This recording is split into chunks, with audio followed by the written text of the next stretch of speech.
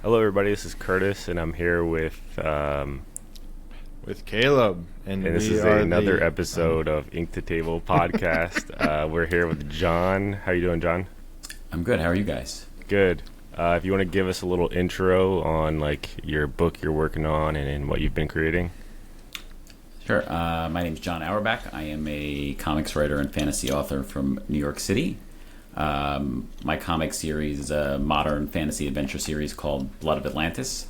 It's about a group of New York City questers who are searching for the lost city. Story takes place in kind of a version of our real world where there's a hidden magical undercurrent. And I've been working on an urban fantasy book series also for the past few years, and this is a spin-off of that. A spin-off from like the novel series? Yes. Oh, nice. Okay, I didn't know that. How many novels have you written currently? Are you more familiar like writing novels or comics right now? So I've written 2 books in that series. They're about 450 pages each, and a good amount of short stories and some novellas. And so in that series, there's kind of a main character who starts out knowing nothing about the world, and she meets this character Beatrice, who's like a more seasoned quester and has kind of a morally gray bent. And so Beatrice, at the end of the second book, I kind of spun her off into her own kind of plot line, and with the idea of doing something by herself, and that kind of turned into this comic series. Interesting. So I've been more focusing on the comics the last couple of years than the books, but I'm trying to write, little by little, the next, book in the series.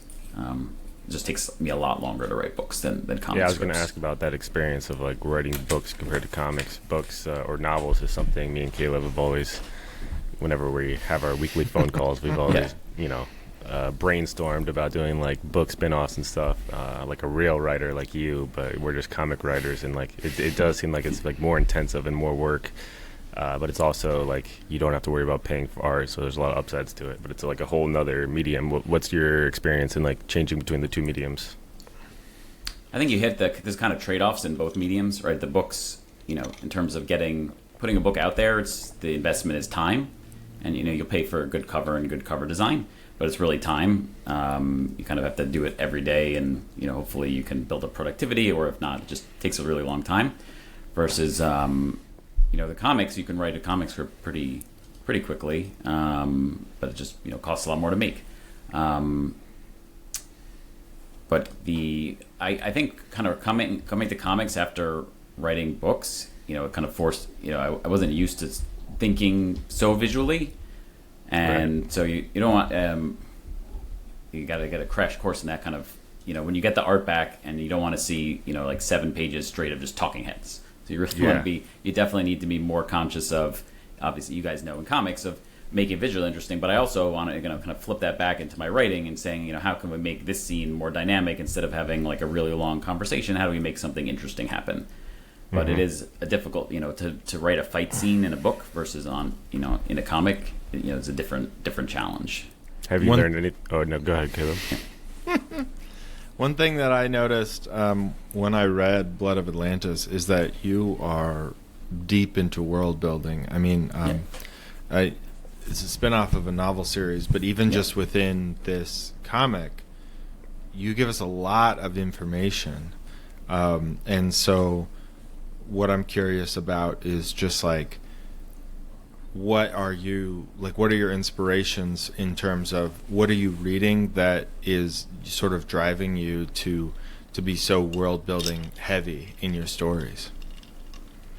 I'd say I kind of, grew up, which, I didn't really read so much fantasy as a kid, but in my, mid-20s till now, read, Jonathan Strange and Mr. Norrell. Sure.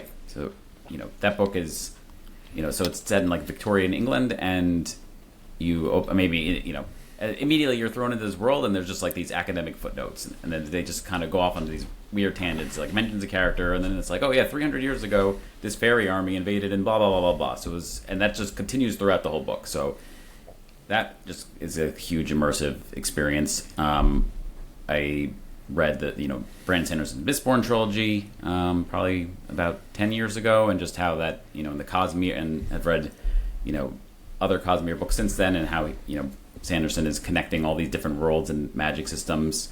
Actually just finished reading Way of Kings. I kind of got intimidated to start Stormlight Archive, which is, each book is 1,100 pages. Right. And it's a really different approach to world building, even for him, because like in Mistborn, there's just complete info dumps, and you have a newbie character who, gets explained the magic, and then they have they start having these huge fights using all the magic at once. And Way of Kings, like the first book, you really don't even know what's going on for probably all of it, which was kind of surprising.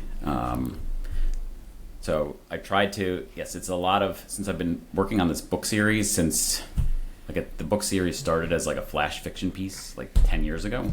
And I kind of built it out from there and trying to figure out the world building as I go along, but cognizant of hey, that was the first draft of the first issue that I gave to my friend who had read the book and was like, man, you're throwing a lot in here, like a lot. And I kind of went overboard on this is going to be great for people who've read the book versus most of the people who are going to back that campaign and read that issue haven't read the book. So let me take it back a bit and kind of slow it down, but still kind of take advantage of having this world building and stuff that's been it's in these other books and it's been in my head and is in all my notes. Try to strike a balance. And did learning to write comics come easy, after writing a couple books first? I think it's the book.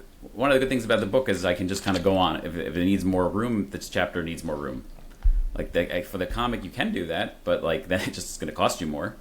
And I think it's you're hurting your pace. You have to really think about pacing in comics. Books also, but I think it helps you.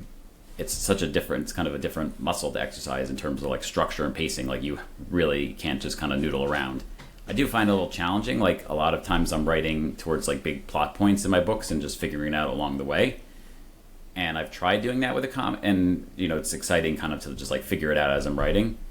You can't really do that as much, I've found so far with the comic, because you need, if you go down the road and write a 28-page script and then get to the end and find none of that worked. I got to pull out the piece in the middle and rewrite it. You could do that, but you're kind of going to waste a lot of time. So it's trying to find a balance of being interested while writing the script versus having the structure and the beats down, so that you could be efficient and not have to redo it all the time.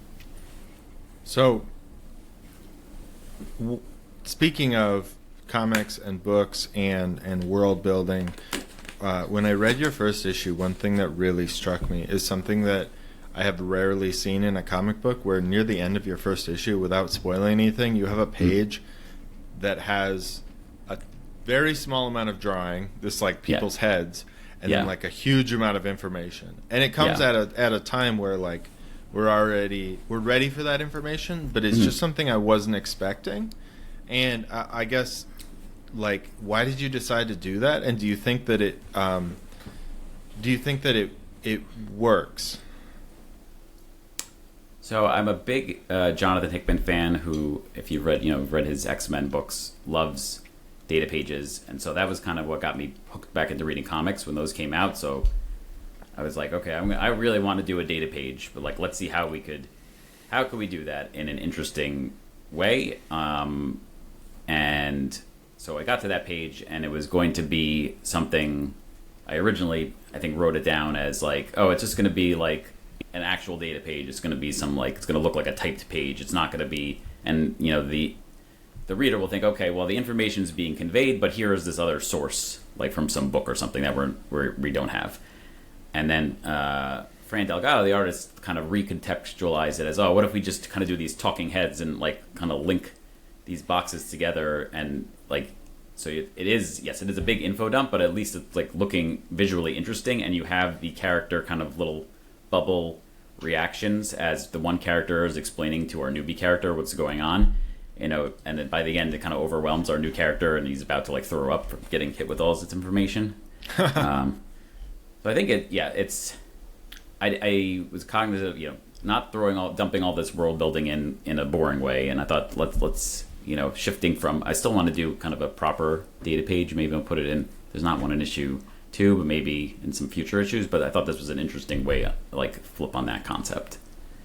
Sure. Yeah. I mean, I think what I appreciated about it is that you didn't put it at the beginning, right at the beginning of the story, because I feel like that is something that sometimes happens where if you hit me with that page like on the first or second page, I might have, like as a reader, I might have been like overwhelmed. Right. But by this point, I'm invested and I want to know what's happening. And so I thought that was really cool. That's something I see a lot. But now that you mention it, yeah, I mean, Jonathan Hickman is definitely he likes his words.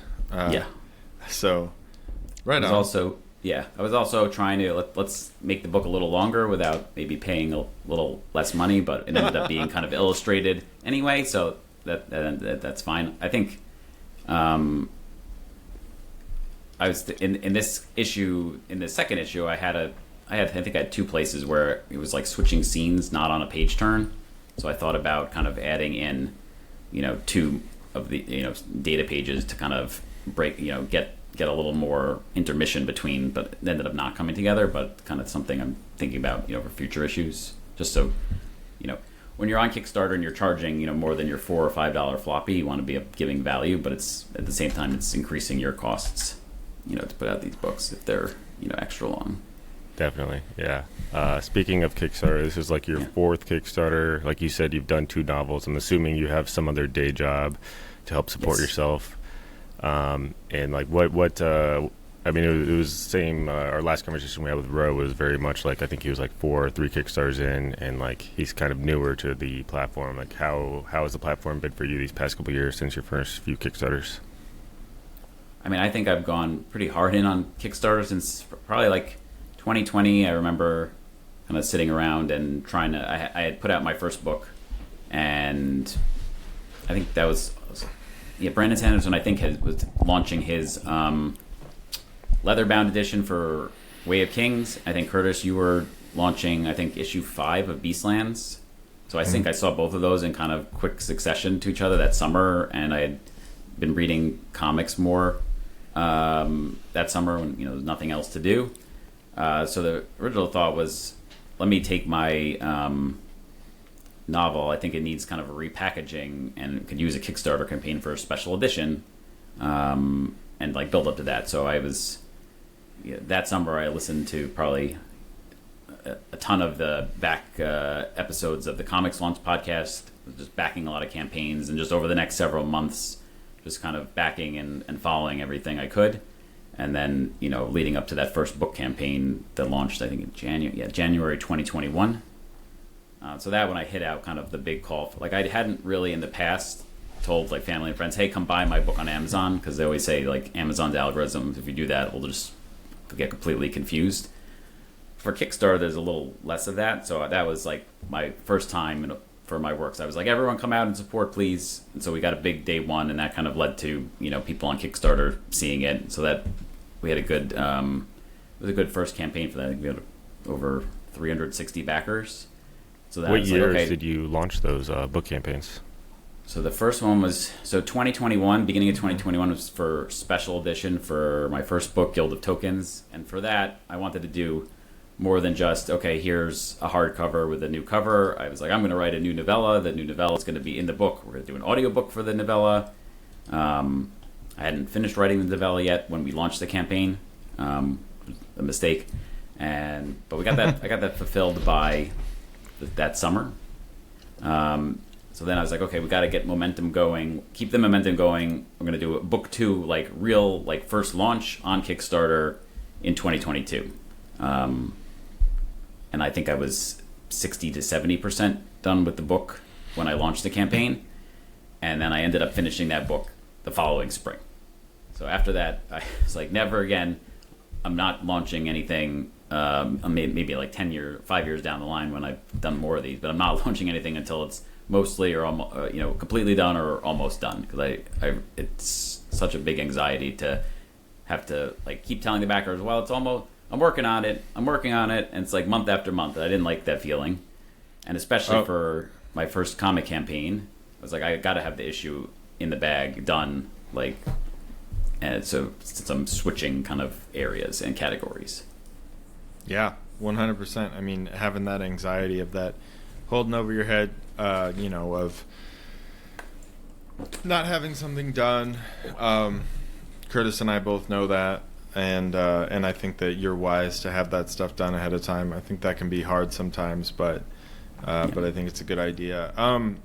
One thing I noticed looking at your Kickstarter profile that is actually really exciting is that you seem to have maintained a really consistent level of support even when you switched entire mediums from books to comic books. And definitely sometimes people have difficulty when they're switching into something else. I mean, I don't know, do you attribute that to the fact that the comic is a spin-off of the book, or did you have to adjust your strategy when going into comics on Kickstarter? I was hoping for some level of crossover from the books to the comics, and taking advantage of that.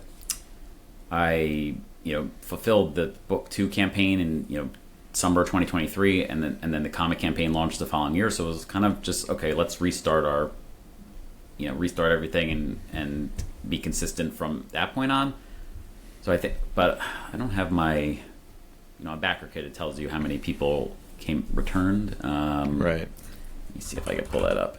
I mean, if it's anything like what Curtis and I have experienced, you always get a lot of new backers every time. So obviously, I'm looking at your campaigns, and it looks like you're in the high 300s mostly on your campaigns. But I'm sure that a good number of those are new each time, and there's a certain amount of attrition that's just bound to happen. Yeah, so I pulled it up. So the first issue campaign, 93 returning backers, so 268 new backers. Oh wow.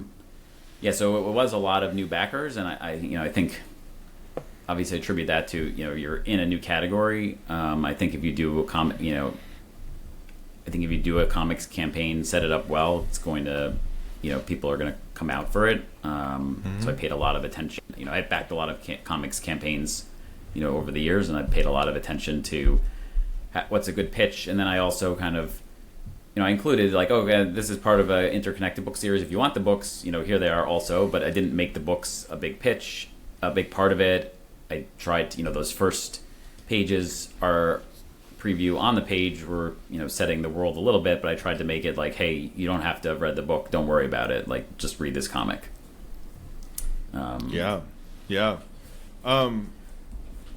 Speaking of Kickstarter, I mean, you've got over 800 backed projects, and like you said, you got really into Kickstarter. I mean,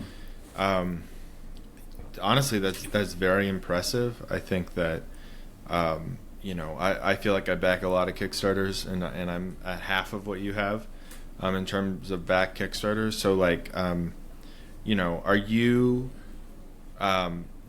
First of all, what kind of categories are you backing stuff in? Is it mostly comics, or are you backing other stuff? I think now it's probably majority comics. I was doing more in the book space, but now it's interesting. When I did those first 2 book campaigns, the publishing category for fiction was not very robust. And then in the last 3 or 4 years, everyone has kind of just piled in. Maybe because of Brandon Sanderson's, he did that $42 million campaign. But I do find a lot of the publishing campaigns now are like special edition of books that have already come out. I like getting a nice physical book that people have put thought into the design, but I don't physically have room for all those books. So, I don't have time to read all those books, but I do have time to read comics. So Sure. And most of those I say now are comics, and I like supporting people and trying new things, and so a lot of those are just kind of backing at the digital level, just so I can get exposed to the person, and then maybe down the line I'll move up to like the physical issue. Sure. Yeah. I mean, that's awesome. Do you find that you're reading so many indie comics? Are you drawing inspiration from that? Do you are you, because you talked about being inspired by Jonathan Hickman. Are there any indie comics that are really exciting to you right now that you've backed on Kickstarter? So I backed your guys' stuff. I was waiting for that. and read that. So Present Company excluded. I'm really following what Charlie Stickney's doing with White Ash and the game. Oh yeah. Kat Kalamia and Phil Falco's. I think it's what's called the Ever Afterverse. Mm-hmm. So those are not safe for work comics, so I'm not reading those at home, and I don't have the physical versions of that. But I like to, they're both local to New York City. I've met them a couple times in New York Comic-Con, so I like to support them. Let's see. I've like Chronicles of the Shield Maiden. Oh, yeah. I really like his approach and kind of the anthology series and how that's evolved over like the 4 volumes. A lot of times I'll back and then it'll be until like I'll have in this like folder and it'll be like, okay, we're up to issue 3 or 4. Let me like kind of binge read those. Sure. From kind of a Kickstarter and kind of production, marketing, business side, I follow what Pat Chan is doing a lot. I mean, he's like on another level. So it's a mix of kind of people who are, taking this, creating good books, but taking this seriously as a business, like you guys and the people I mentioned, but also like, interesting ideas and new concepts that you maybe aren't seeing, in the big 2 comics. Are those your aspirations to get to that like Pat Shan level where this is a business for you, or are you content with like having a different source of income and kind of going like Kickstarter by Kickstarter? I mean, that would be so. At my day job, I'm a patent litigator, so I've done that for almost 20 years, which sounds crazy. So that would be great if I could get to kind of that level where it's a business, but I'm able to carve time out, in the mornings and at night to do this, comics and books. So if it's, I find it's a good outlet. If I can have it paid for me to keep doing it, that's great. If it's, I would love it to build into something bigger. But I'm just kind of trying. I'm taking it campaign by campaign, not kind of looking too far ahead, but seeing what other people are doing, what you guys are doing. Pat Chan's doing, what Phil and Kat are doing as like, and Charlie is aspirational. So I find that's helpful also, not just to kind of head down and just do one thing at a time. Yeah. Sure. Yeah.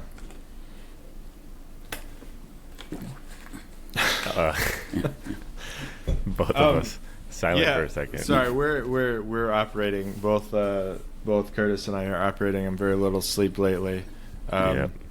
But we also have day jobs. Unfortunately, we are not the Charlie Stickneys and the Pat Shans of the world. Do you plan to do any more spin-offs in that world, or do you think you're going to stick with Blood of Atlantis for a while? I think I would like to do more spin-offs. I think it's helpful from a marketing and getting new readers in to be like, okay, like if you built up a good reader base, give them something that's adjacent to what they already like, I think is a good idea.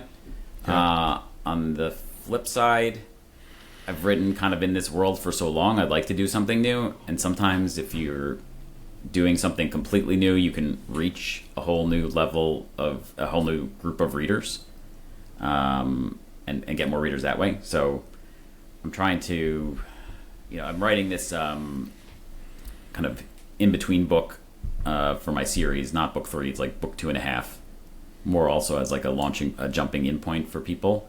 Sure. And I'm getting to the end of that, and now I'm again having ideas like, oh, these characters could go off and do this story that's not related to the main plot, and that could that be a book? Could that be a comic? I think it's better served for me to kind of focus on getting to 5 issues of Blood of Atlantis before going to another comic series, or at least another spin-off. Like I don't think that makes sense to do a spin-off before I get to the end of what will be volume 1 of hopefully more volumes. Yeah. For sure. Yeah. No, I've definitely discovered that there is there's an amount of spin-off energy that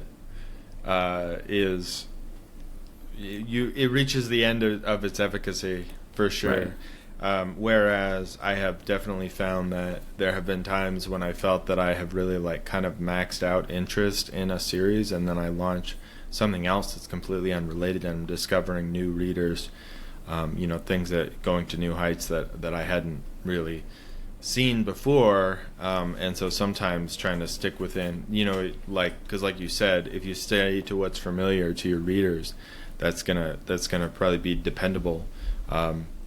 But sometimes stepping outside of that, you can really like discover, new readers and new interest that you wouldn't have otherwise discovered. And so, because I definitely went through a period of trying to max out that spin-off meter as much as I could, and there were diminishing returns for sure, especially when I had multiple going at once. So. Right.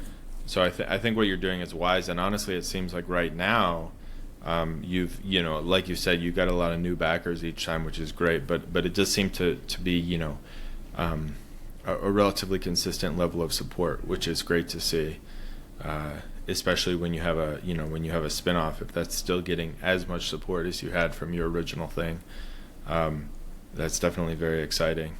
Oh, yeah, we lost Curtis. Yep. We can. That's all right. Yeah. The show must go on. Yeah. Yeah. Yeah. Well, he's back. He's back. There he comes. Like I never left. Right. Okay. So, Curtis, did you have any more questions about Blood of Atlantis? I'm still curious about the Kickstarter talk. Like, what's your main methods of marketing here? Are you? I know you went and listened to like the whole backlog of comics launch. I'm curious. Like, you're newer to Kickstarter than us by just getting into the past 4 years or so. What methods of marketing, like mailing lists and such? What's worked for you?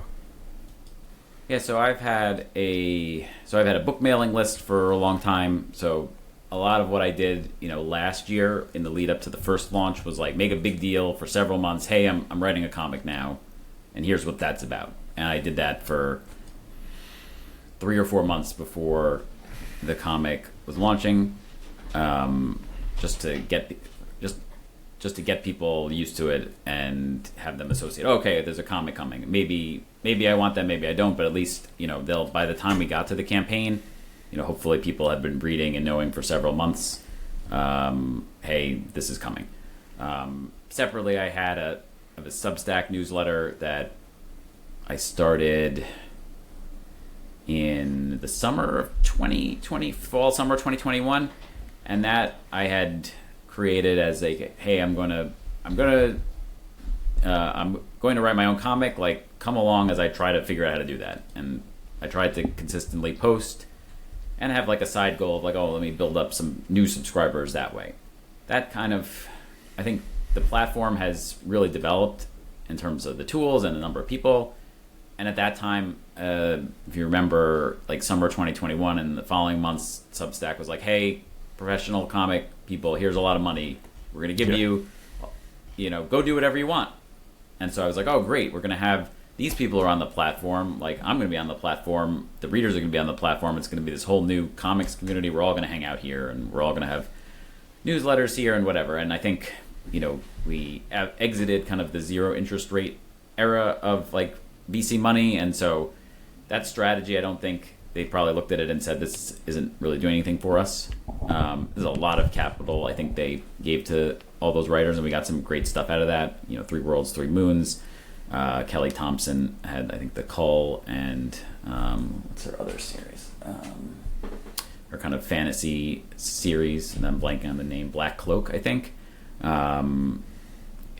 Brian K. Vaughan had Spectators, which I thought that was probably one of the best Substacks that kept going and having kind of fan interaction. That was a good mix of community fan interaction and, you wanted to read the page every week. They released like 1 or 2 pages a week of their graphic novel, which is now going to be a hardcover in a couple months. But that as a whole, I think, didn't develop the way they did. So I kind of, I was a good place to do my kind of behind the scenes post, but it didn't build into a big source of subscribers. So I think for the launch last year, between the prior backers I was able to bring over, a little bit of family and friend support. We got a good kind of start, and that brought in kind of the comics readers who hadn't backed any of my other campaigns.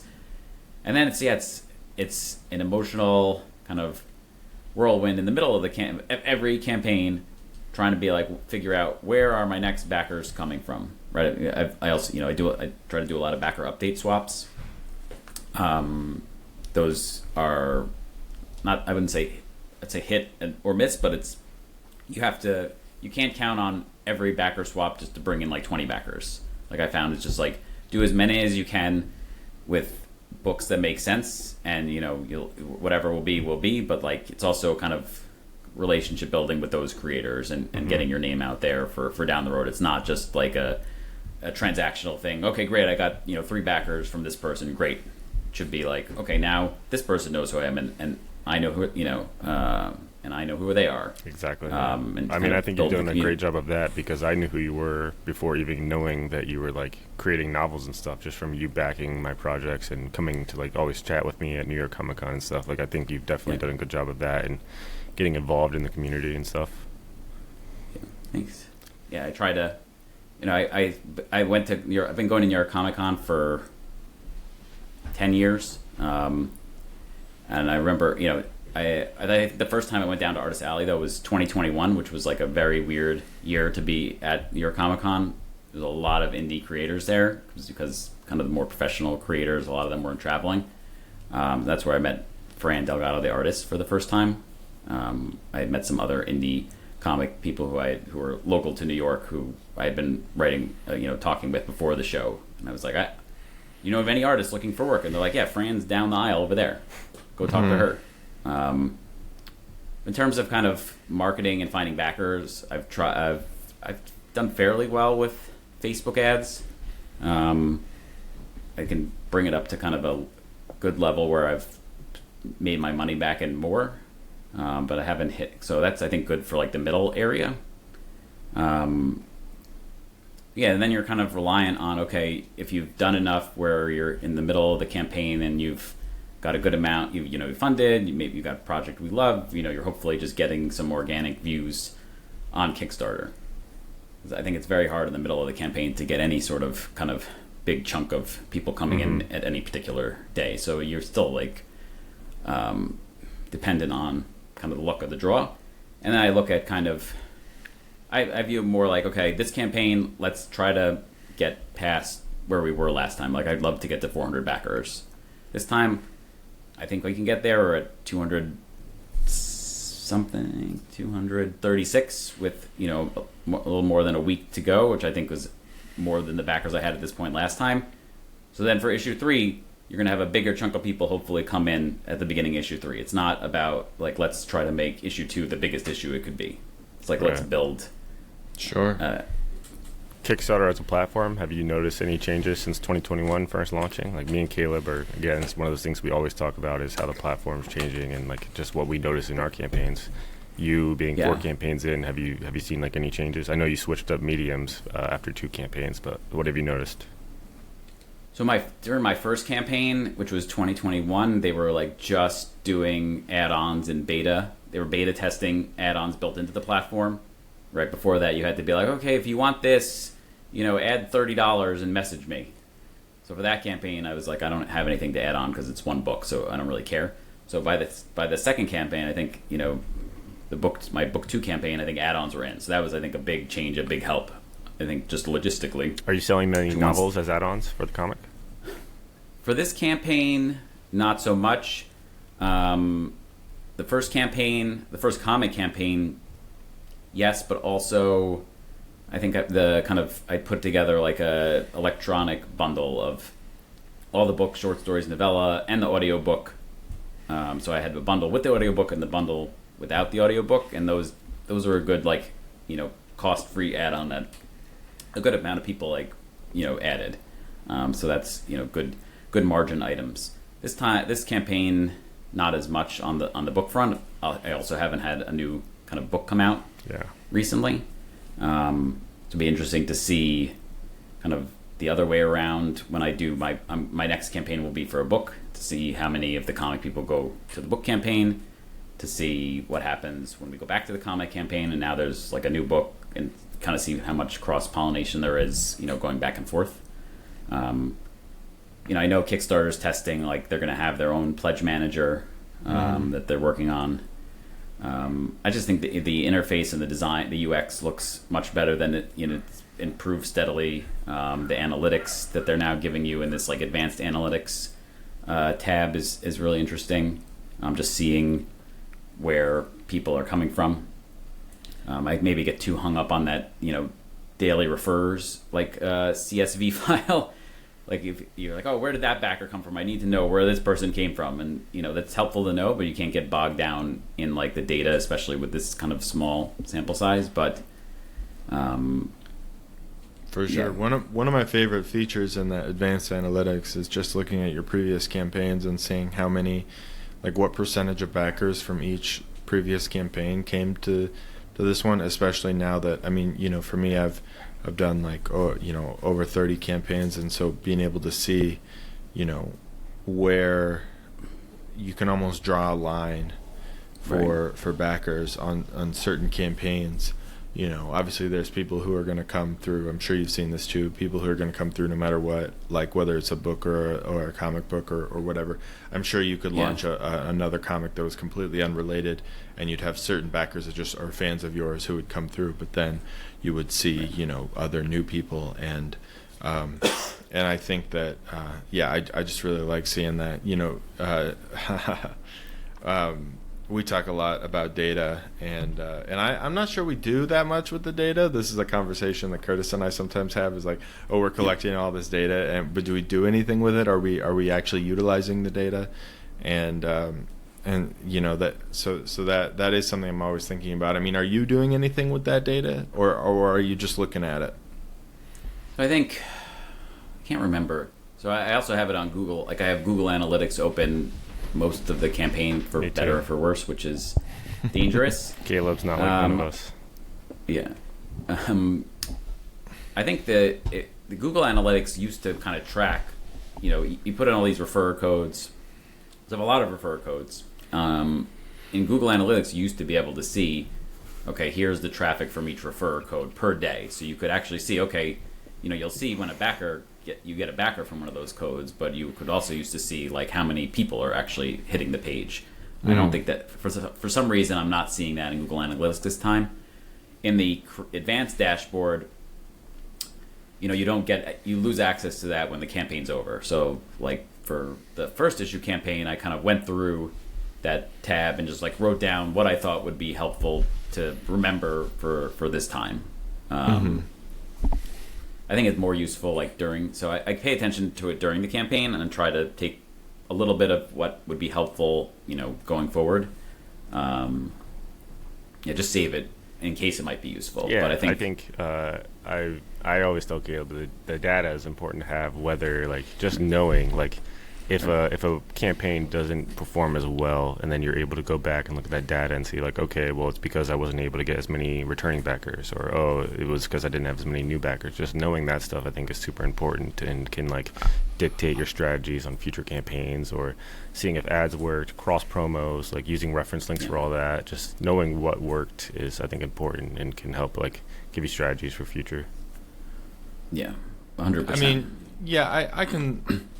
I can see that. I think certainly when I look at things like how many returning backers versus new backers, that is for me sometimes a good indicator of whether or not I should continue something. I will often do a campaign that's like this sort of like a feeler, that's like, okay, this could be a one-off issue, or it could be an ongoing thing, and I kind of just like get a sense of what the interest level is. And of course, I have done campaigns like that where it's like a spin-off or it's a new idea, and then it's like, oh, I didn't get a lot of backers and I only got like 8 new backers or something, and I'm like, well, this is probably not something that's worth really pursuing, because it didn't attract a lot of new people. It was really only my like sort of hardcore followers that backed it. And then whereas if I have something new that's got 250 new backers or something like that, that's probably something that's worth investing more time and money into. So I suppose I think when you have multiple of us also all tracking data, and then I think it also can tell us a lot about like the health of the platform, because like Kickstarter is always changing the economy and everything, and like if we're all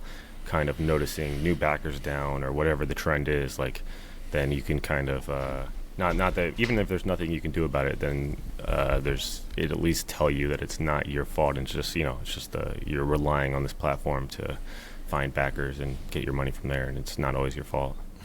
It is your fault, Curtis.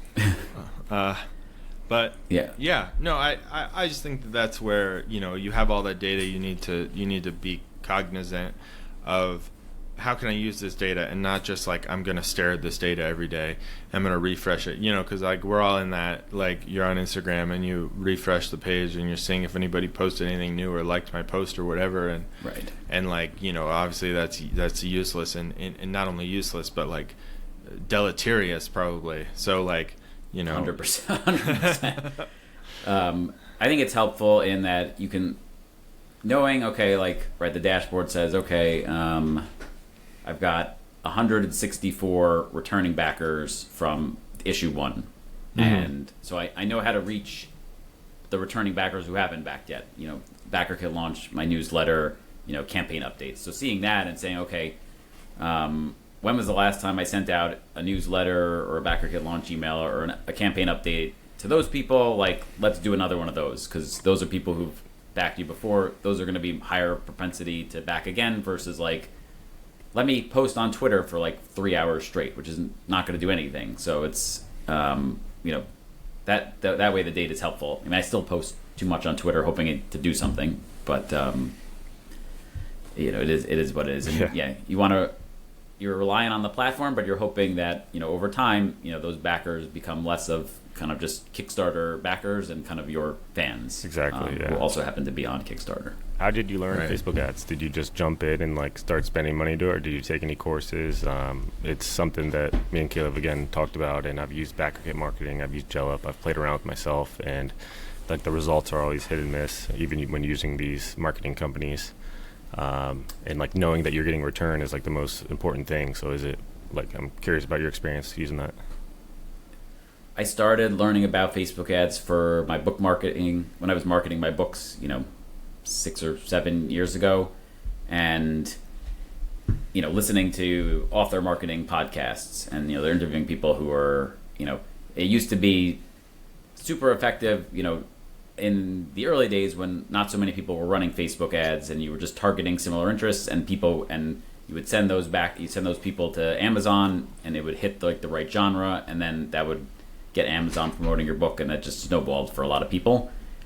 It became a lot harder once everyone was doing it, and the targeting was not as great. That gave me kind of a good grounding of like, what's a good ad and what should you be doing and what you should not be doing. I found that for me, it's the challenge with doing Facebook ads for books. It's a $5 ebook. You don't really have a lot of luck. It's very hard to get people to buy a paperback from a cold ad on Facebook to buy a paper book on Amazon compared to Kickstarter. So it's a huge difference. You can't put your Facebook pixel on your Amazon ebook page. So all you're doing is sending. You can only do a traffic campaign, which is just Facebook is finding people who are going to click on links, and so it'll send it to those people. There's no feedback loop like you get with the Facebook ads for Kickstarter, where we can put our pixel on our campaign page, run an ad to do conversions, and then you have enough. Ideally, if you spent $5,000 and got a ton of conversions, you're getting really good data that Facebook could then use to find more people. I think at the level, even on Kickstarter, you can offer more expensive things that still don't have enough of a like high ticket item where you could run ads at a certain level and still make money. So that's a challenge. So I try to stay kind of minimal spend, and luckily it's a 3-week campaign, so you can do more than just kind of like a $5 a day budget. It's a good additive. It's not like it's not making or breaking the campaign. Right. It's just fuel on the fire, especially if you're able to already get returning backers and family and friends to get you started, and helps out that zone. Yeah. What I find is interesting, you said that you know, you've done ads for Amazon and for Kickstarter, and I mean the biggest difference to me, yes, on Kickstarter people will spend a lot more money, but if they're not already in that ecosystem, if they don't already have a Kickstarter account, like getting them to convert to sign up is super difficult, and and I think, you know, that's something that we all had a lot of hope for, about like Brandon Sanderson bringing in all these people. Now, has that made a difference? Like, we all thought it would, or at least a lot of us, that was like a big narrative at the time, was that, oh, it's actually good because all these people are signing up for accounts. But like, it's really hard to, you know, years on, looking at the numbers, it doesn't really seem that was true. You know, whereas on Amazon, like literally anyone can buy stuff on Amazon. Like yes, you have to have an account, but like, who doesn't have an Amazon account? You know, and so you're saying we need an Amazon crowdfunding comic site? That'd be amazing. Yeah, exactly. Let's go Bezos. I mean, frankly, if like, and not that I want this to happen, because I'm not like trying to, I'm like no fan of giant corporations, but if Kickstarter just like had an Amazon checkout where you could like check out with your click Amazon account without using, you know, without making a Kickstarter account, or if, you know, if there was some way of like, of being able to like just buy stuff like the way you can on a lot of other sites, especially major sites like Amazon, makes it so easy. I think it would be easier to convert people on ads, because there's just this barrier of entry, and you know, people spend more on Kickstarter because they're bought into the ecosystem, they understand the idea, and they're willing to spend more for like these sort of collector's items. And so and that's what we market to. I mean, that's what we design all of our campaigns around. Here I'm getting on my soapbox a little bit, but like we build our campaigns like 100% around that. Is like, oh, what's the most expensive item? I mean, you know, like we do these like fancy collector boxes or fancy editions of our books and all this other stuff that you just could not sell on Amazon. Not really. Right. And I don't know. Sometimes I think about how much would it change everything if just the way that we're, and I'll tell you, I think Kickstarter might be moving in that direction, because did you guys notice now that they have a pay-as-you-go option now on Kickstarter? Yes. Yeah.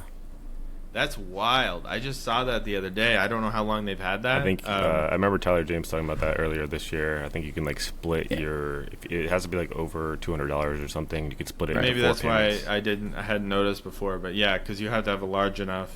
But it's like, how much easier now is it for people to? I mean, exciting for us as creators. It's sort of scary for me as a consumer. Like that idea of like, oh, I can split up my payments. But yeah, I mean, yeah. So I don't know. I guess I was rambling there, but I've always found that the idea of running ads to Kickstarter is really rough, because unless you're hitting people who are already in that ecosystem, you know, what are the odds you click on a That's true. I mean, that's Facebook what these ad. marketing companies like Jellup and Backrocket Marketing are supposed to do. Is they have the ecosystem, they have the emails, but it's still hard to have like a good return on ad spend with these companies that are targeting your exact audience you need. It's just so much competition these days. I mean, even in the comics world, like you're saying, Sanderson, like now you had the big G.I. Joe campaign last year, and now Transformers, and I don't know how much actual crossover into indie comics those backers have. And I know that's what Sam, the Kickstarter guy, is like working on, is trying to get crossover, but I don't know if there's a lot right now. Yeah, it would be interesting to see kind of. I mean, I think the other interesting thing is you can go on the Transformers campaign and see. I think, you know, click on community and you can see how many of those people are Kickstarter. You know, it's their first campaign versus, you know, returning backer. Mm-hmm. I will say for ads, you know, on Facebook you could target to people who are interested in crowdfunding and Kickstarter, and then also you'd say, and then interested also in comics. Mm-hmm. So Yeah, theoretically, you're narrowing it down. I don't know that everyone in that pool of people has a Kickstarter account, but at least you're not starting from, you know, infinite. And then sometimes I'll narrow it to, okay, I did one for like that audience, and then narrowed it to people who like Indiana Jones and Tomb Raider and The Last of Us, and try to go even narrower.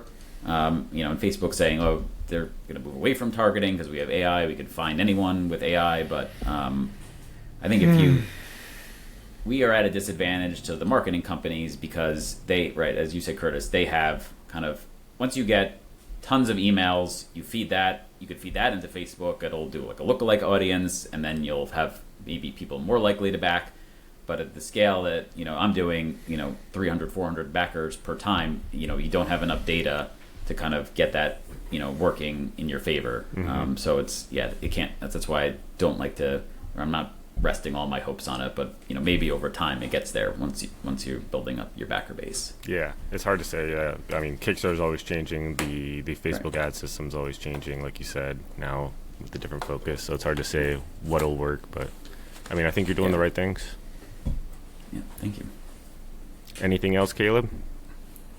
No, man. I mean, Blood of Atlantis is awesome. Yeah, I mean, Thank last you. thing is it looks like a beautiful book. Like, you did a great job for your first comic series, finding a great art team, and you haven't had to, I mean, many of us have had to switch artists and stuff, like, throughout a first series, and the fact that you have the team together, it looks beautiful. It looks like a good book. And I Thank you. really do like the world building stuff. Is very cool. I think that it is maybe really interesting to me because it's so different from the way that I write, and I think that's something that I really like. Is just like getting deep into the magic in the world and all the roles of everything is really cool. It's just very fun to experience. I felt like I got, reading that first issue, I got like a lot of everything, which is really great. So, thanks for coming on, and Thank you for having me. Been great. yeah, of course. So if anyone's listening to this, there are by the time we get this up, there will probably still be about 8 days left on the campaign. So make sure to check it out. And of course, if you're somehow listening to this and you didn't already read our Substack email, check that out. We'll have an interview with Jon on there as well. So anything else that you would like to add before we let you go, Jon? Yep. I've been following both of you a long time. I love the idea of Ink to Table. I think this is a great way to spotlight indie comic creators, and I'm looking forward to seeing who you guys have on next. And Thank you, Jon. Appreciate it. Hopefully I'll see you at New York Comic Con again this fall. Yeah. Awesome.